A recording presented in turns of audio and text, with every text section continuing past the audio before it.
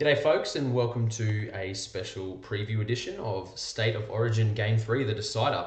So on screen here we have both teams. I'm sure you're well aware by now who's involved in all of those, but just for the sake of I'll quickly run through. So New South Wales are unchanged. First time in a number of years, I think since I think might be the late 90s since they've gone through a whole series unchanged. So Tedesco at fullback, Morris and Ferguson on the wings, Dugan and Hayne in the centres, Maloney, Pearce the halves. Up front you have Woods, Peets and Fafita. Cordner and Jackson are your back rowers, and Tyson Brazil is lock. Off the bench you have Clemmer, Wade Graham, Jake Travojevic and Jack Bird, with Jack DeBellin being 18th man.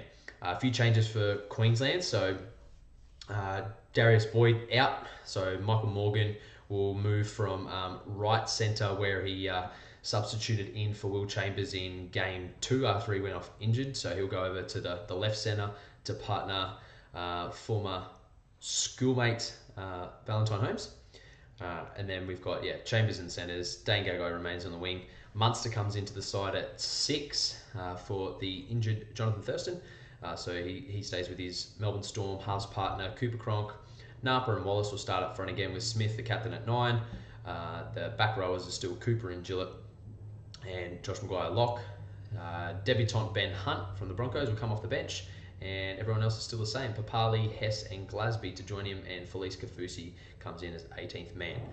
So that's the second time now I believe he's been 18th man, so not too far away. Young Felice, he's been playing very, very well, and with Cooper and Gillett not having a great deal longer left in their careers, definitely less than there is more. He'll no doubt be an Origin star for Queensland in the future.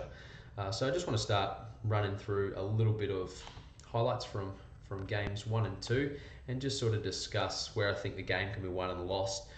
We've seen here, game 1, Queensland were most definitely beaten up the middle. We've seen how well Andrew Fafita started the game and continued to play without. No doubt that the kicking game is going to be crucial from Cooper Cronk there. But yeah, just the way that New South Wales started. And one other thing that I've noticed in having a look at these two games, not only the support play that the halves and fullback are giving for New South Wales, so that's Pearce, Maloney and Tedesco, but then also it's these finishes that they finish, that's the finishes that they have defensively. There's probably been 4 or 5 occasions where there's been a last-ditch effort to secure the footy and prevent Queensland from scoring. And I think that was definitely what got them over the line in game 1, that made them so dominant, and also why they got out to a 10-point lead in the first half of game 2. But they sort of shied away from that a little bit, and I think they got a little bit ahead of themselves come the second half of game 2, and once Gagai scored his first try in game 2, it was a case of, oh shit, here they come. So yeah, they're the sort of efforts that I'm talking about. There was Dugan, he knocks that ball out despite already being up 28 points to 4, and then he comes up with another last ditch effort on Michael Morgan at the end of the first half. So we're on to game 2 now in the highlights. We've seen the influence that was had by Jared Hayne in a game and a half, but then positively, and then also the negative influence that he had on the game in the second half. One, no doubt, to forget. So it'll be interesting to see how Michael Morgan and Holmes pair up on that left edge for Queensland. We see that Holmes scored that first try there with Boyd stripping him for a number. And at times, Ferguson and Dugan have looked a little bit, wishy-washy in the defence, even though it was actually the left edge for New South Wales that's let in more points. So for me, I think it comes down a lot to who wins the battle of this left attacking edge for New South Wales and right attacking edge for Queensland. I think that's where the exploitations can be had. And I would continue with that same game plan that they tried to implement in game 2 with the return of Billy Slater, and that's to make sure that he touches the ball as little as possible coming out of Queensland's end.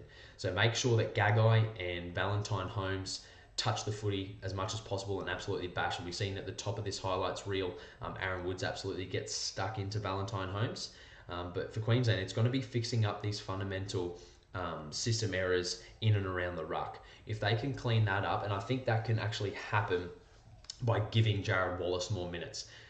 The fact that he plays so long for clubland in the Titans, averages somewhere around the 70 minutes week in, week out, and he only got just over 20. So he did his opening stint and was no more. We see the man on screen there, Jonathan Thurston, with that sweep play. That's going to be something that they missed. Yes, they didn't execute there, and that's again what I'm talking about with Josh Dugan making that fundamental play. But they're going to miss Thurston coming up with those repeat efforts. That's what he's renowned for, building that pressure. So there's nothing new that's going to be on show during this Origin 3. Yes, it's been touted as one of the most important Origins in the history, aside from, I guess, Game 1 being the historical event that it was. And I can agree to that to some extent. This is really a time now for New South Wales to start to build some momentum and generate their own sort of era of success after the efforts that Coach Laurie Daly has put in against this phenomenal Queensland era of dominance. We see there it got to that point. After Gagai scores that first one, then Morgan comes up with a fantastic pass, arguably better than his grand final winning pass to Kyle Felt, and then the similar sort of result with Thurston icing the game. So we've wrapped up the highlights now for games 1 and 2, and I think I've set sort of the platform for where the games can be won and lost for either side. So if Fafita can come out and dominate like he did in game 1, I think they will definitely go a long way to winning the match. So it's up to Napa and Wallace to set that standard in that opening stint as they did in Game 2. I thought they were a lot better, but there were still moments. And I think, Papali is probably an area of weakness around the ruck just because he's used to defending on that edge and probably not used to that work rate, and then amplifying that by putting him in an Origin cauldron. He was sort of left to boil a little bit in Game 2 and probably wasn't quite effective as he could have been, especially in comparison to someone like a Josh Maguire. Another area where I think Queensland will struggle is just their options off the bench as a whole. Yes, there's definitely some power there with Papali and Hess coming off the bench, but comparatively, if you're looking at, if I just sort of go back, I'll bring it back up on screen. If we have a look at the benches here, so Hunt, Papali, Hess, Glasby versus Clemmer, Graham, Travojevic, Jack Bird. So we actually were able to witness, we've seen there in the highlights, Jake Tavojevic's first involvement with that little tip back inside, which led to a New South Wales try. And that was straight away. Wade Graham, we know, has the ball skills. Jack Bird has ball skills, and Clemmer has an offload. Ben Hunt, we haven't really seen come off the bench and have to do... Oh, I guess, actually, we have. He played off the bench for the Broncos when they beat Canberra a few weeks ago and did very, very well, but he went straight into a halves role. So it'd be interesting to see what Kevin Walters has in mind and how he wants to use him, whether he slots Hunt into the halves and lets Munster rove a little bit. That would make more sense to me rather than the opposed option. Cohen Hess needs to get more minutes. I thought it took way too long to inject him into the game. I would have given him more time, and I guess now that he's had his opportunities and definitely hasn't let anyone down, we will see that. And Glasby, very much did get exploited in those early stages of his first Origin game, but I thought he did cop a little bit of undue criticism. There was one there where it was probably more Josh Maguire's responsibility to tie in a little bit tighter. So that just put him under pressure. And when you got someone like James Maloney trying to torch you on the outside, I would probably back James Maloney 9 times out of 10. So yeah, there are other areas that I think where Queensland will struggle. So probably just some of the bench selections and our ability as a whole bench to impart true impact. Especially when you look at the diversity of Morgan, who you've now got in the starting side, as opposed to coming off the bench in comparison to Ben Hunt and his diversity. He's only going to play in the halves, or hooker.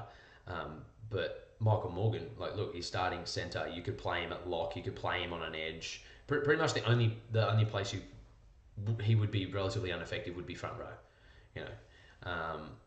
but yeah, Ben Hunt is very much limited in that sense. So I think it'll be a lot more specified tasks that he'll be set to do, and I'm more leaning towards him partnering Cooper in the halves and letting Munster do his thing.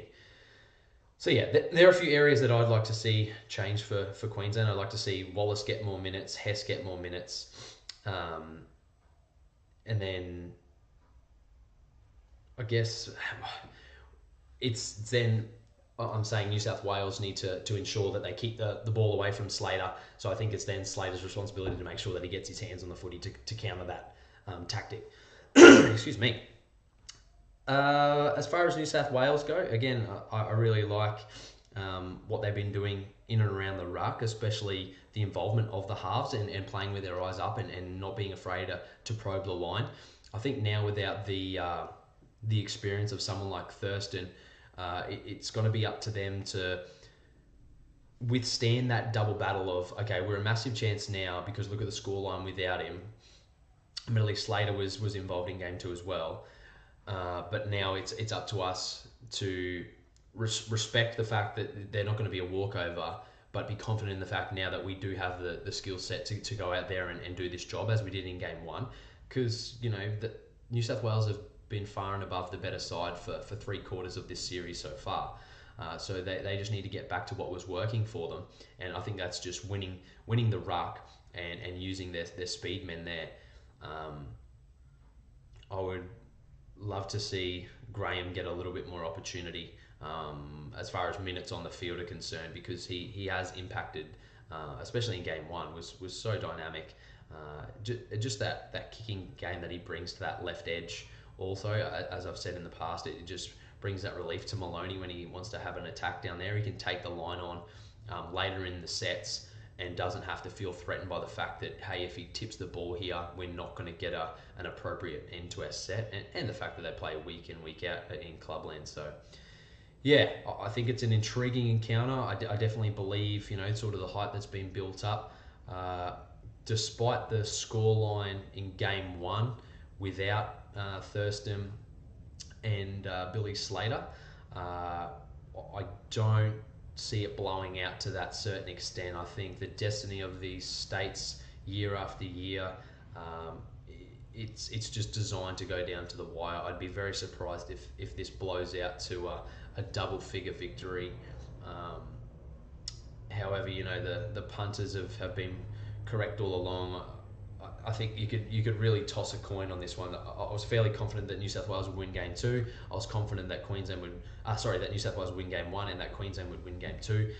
This one, I'm definitely this is splitting hairs now. This is a genuine decider, just with the sheer fact that the influence of Thurston won't be there for Queensland.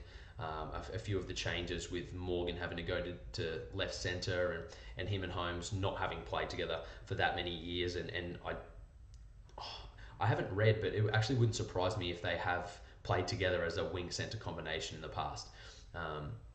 So yeah, it's going to be interesting to see how Munster adapts. I think they're going to run a lot of traffic at him early and really try and, again, much similar to Slater, limit his effectiveness once he's got the footy. So I think there's going to be a lot more traffic that comes his way in comparison to Cooper as far as edges go. But yeah, I'm leaning probably slightly towards New South Wales. I really hope it's a close affair. I would love to see it decided by a field goal, and that's the way I'm sort of leaning. I lean towards that 1-4 scoreline. I thought that's the way it may have gone in game 2. It was a little bit more than that, but yeah, for me, I think it's a New South Wales win by 1. Probably in the dying stages as well. I think New South Wales will start strong again. So I would lean towards New South Wales getting on the board early, as they have done in the last couple of games. But just Queensland will stick with them. I don't think they'll go away as they did in game 1, but I don't think if New South Wales get to that lead like they did in game 2, I don't think they'll be able to fight back with the effectiveness that they do have. So I think it's going to go tit for tat for a lot of the game, and yeah, it's going to be one of the greats. I really hope it does live up to that. 1, because I'm actually going to the game, and 2, just to sort of live up to that hype that would have been anticipated with it supposed to be Jonathan Thurston's final game. So yeah, they're my thoughts on Origin 3, the decider, and we'll break everything down on Thursday. So I shall see you again in a couple of days. So still 2 more podcasts to go for this week. So we'll do the Origin breakdown and then round 19 preview. Alright, gang, let me know what you think and whether you think I'm right, whether you guys think that you're very much, I'm a Queenslander and I think New South Wales will win, but, call me a traitor, call me what you like, but yeah, give me your 2 cents where you think the game might be won and lost and what changes potentially you would have made. Let's get the conversation going. Rightio, Footy Rants out. Catches.